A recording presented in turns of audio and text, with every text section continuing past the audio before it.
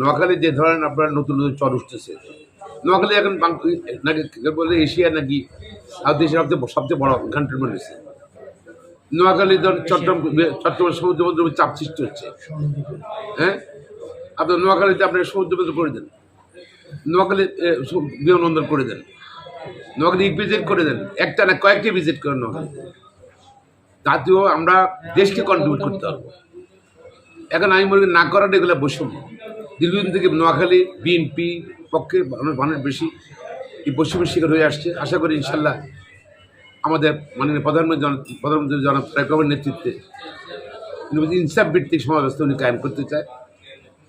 নোয়াখালী ইনশাল্লাহ ইনসাফ পাবে, নোয়াখালী বিভাগ পাবে, নিজের মানুষের যাত্রা উন্নত করতে পারবে, দেশকে উন্নত করার জন্য নোয়াখালী মানুষ তাদের অংশীদার হতে পারবে।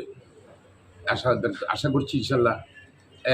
আমি আগের মতোই আমার বক্তব্য, আগে একই দাবি আমি অনড় আছি।